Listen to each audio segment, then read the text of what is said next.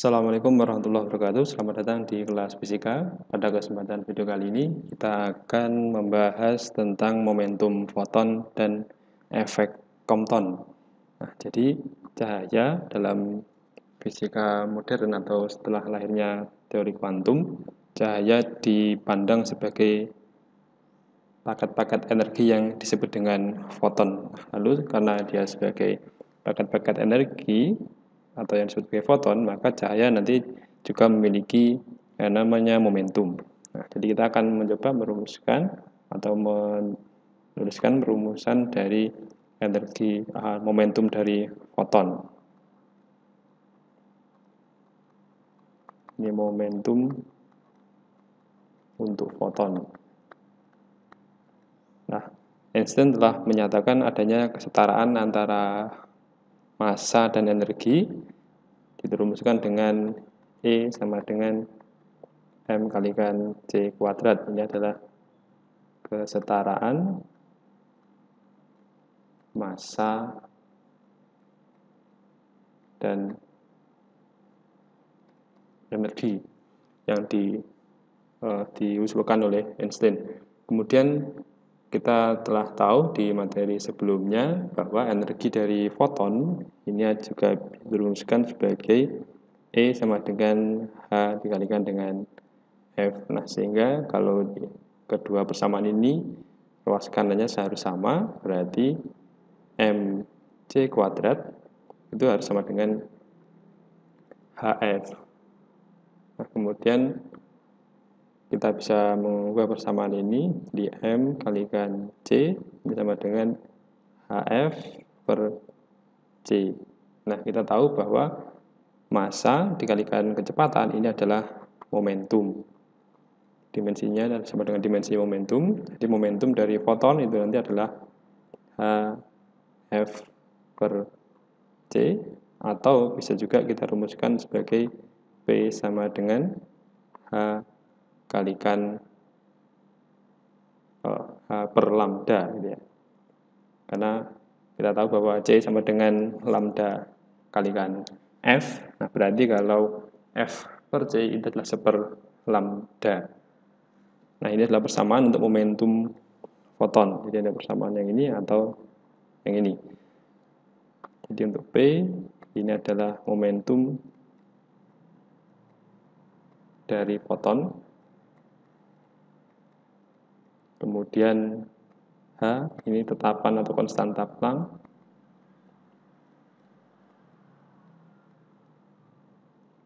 Dan F frekuensi. Kemudian C cepat lambat cahaya atau gelombang elektromagnetik. Kemudian lambda berarti ini adalah panjang gelombang.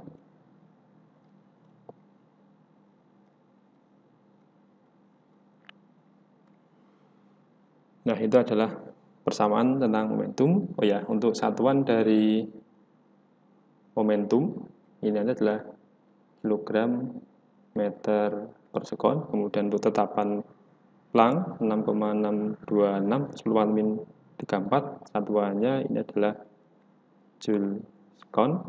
Kemudian frekuensi Hertz, kemudian cepat lambat ini adalah meter per sekon. Panjang gelombang satuannya adalah meter. Nah, itu adalah persamaan untuk momentum dari foton. Nah, kemudian kita akan lanjutkan pada efek Compton.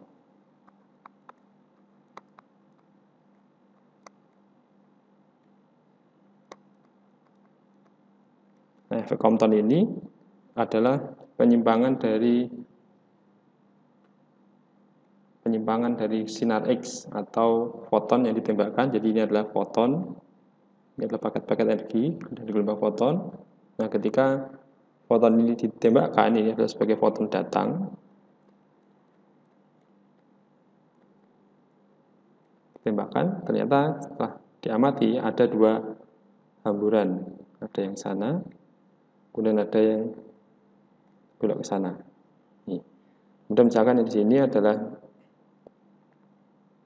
foton, dan di sini ada dari elektronnya. Jadi ini adalah elektron. Nah, foton ini pada saat sebelum menumbuk elektron, ini memiliki frekuensinya F, atau panjang gelombangnya adalah lambda. Nah, kemudian setelah terjadi tumbukan dengan elektron, dengan sudut hamburannya adalah theta, ternyata di sini diperoleh sudutnya adalah theta, kemudian frekuensinya F aksen, lambdanya adalah lambda aksen. Nah, di sini ada perubahan frekuensi dan panjang gelombang. Kenapa ini bisa berubah? Karena sebagian energinya digunakan untuk diserap oleh elektron, sehingga elektronnya bisa bergerak ke arah sini. Jadi misalkan sudutnya adalah V. Nah, di sini elektronnya memiliki suatu energi kinetik. Kemudian di sini kita tahu bahwa untuk frekuensi aksen, F aksen, karena energinya sebagian akan diberikan ke atau sebagainya diterima elektron untuk bergerak seperti ini, maka F aksen ini akan lebih kecil dibandingkan dengan F mula-mula. Sedangkan frekuensi dan panjang gelombang itu berbanding terbalik. Sehingga ketika kita bandingkan antara panjang gelombang setelah hamburan dan sebelum hamburan, maka panjang gelombang setelah hamburan ini justru lebih besar dibandingkan dengan sebelum terjadi tumbukan atau hamburan efek Compton ini. Nah, kemudian berarti ada selisih antara panjang gelombang awal dengan panjang gelombang akhir. Nah, kemudian ini ada bersama selisih. Bagaimana persamaan selisih panjang gelombang itu? Nah, dari efek Compton ini diperoleh selisih panjang gelombang dari foton ini adalah lambda aksen min lambda awal atau lambda ini setara dengan H tetapan Planck bagi dengan M0 kalikan C. M0 itu adalah massa dari elektron, massa diam dari elektron, kemudian C kecepatan lambat gelombang ini dikalikan dengan 1 min cos theta. Nah, theta adalah sudut hamburan dari foton. Ini adalah persamaan untuk mencari selisih panjang gelombang dari foton yang mengalami efek Compton ini ya. Jadi ada delta lambda ini sama dengan selisih panjang gelombang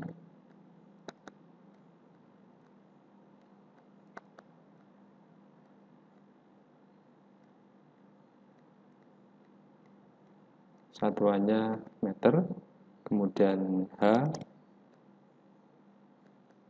tetapan Planck, Joule sekon, kemudian M0 ini massa elektron, kilogram, kemudian C cepat rambat cahaya.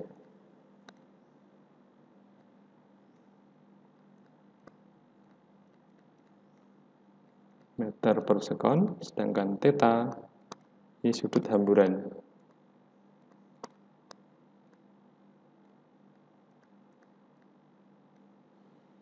Baik, kemudian kita akan mencoba ke soal tentang efek Compton ini. Berikut adalah contoh soal tentang efek Compton. Dari soal itu disebutkan ada sinar X dengan panjang gelombang 0,2 nanometer dihamburkan oleh sebuah balok karbon. Sinar X yang dihamburkan diamati menyimpang 60 derajat terhadap arah semula. Nah, hitung panjang gelombang sinar X yang dihamburkan. Nah, maka dari soal ini kita nanti akan menggunakan persamaan selisih panjang gelombang pada efek Compton. Nah, perlu diketahui untuk massa elektron ini adalah 9,1 kali 10 pangkat min 31 kg.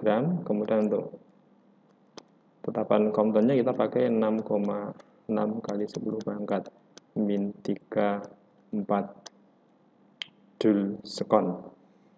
Kemudian untuk cepat lambat cahaya untuk sinar X ini adalah 3 kali 10 pangkat 8 meter per sekon. Oke, kemudian kita akan menggunakan lambda ini 0,2 nanometer. Jadi ini sama saja dengan 0,2 kali 10 pangkat min 12 meter. Nah, kita gunakan persamaan delta lambda sama dengan lambda aksen min lambda awal. Nah, kita akan mencari lambda aksen, sehingga lambda aksen atau lambda setelah hamburan ini adalah lambda ditambah dengan delta lambda. Lambdanya ini adalah 0,2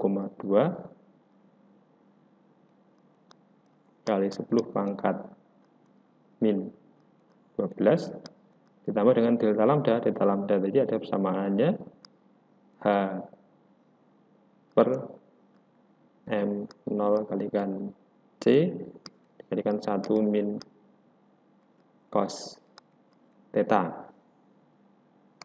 Kita lanjutkan. Jadi lambda aksen sama dengan 0,2 10 pangkat min 12 ditambah dengan H 6,6 kali 10 pangkat min 34 bagi dengan massa elektron 9,1 kali 10 pangkat min 31, kemudian C nya 3 kali 10 pangkat 8 1 min cos 60. Nah, ini adalah 0,2 kali 10 pangkat min 12 ditambah dengan, nah ini kita bisa sederhanakan. Jadi ini adalah 2,2. Jadi ini adalah 2,2 per 9,1 kali 10 pangkat, ini min 34, ini min 31. Nah, berarti nanti ada tersisa min 3 dibagi dengan 10 pangkat 8, sehingga nanti adalah min 11 dikalikan 1 min setengah. Nah, ini hasilnya 0,2 kali 10 pangkat min 12 ditambah dengan 2,2 per 9,1 10 pangkat min 11 kali setengah.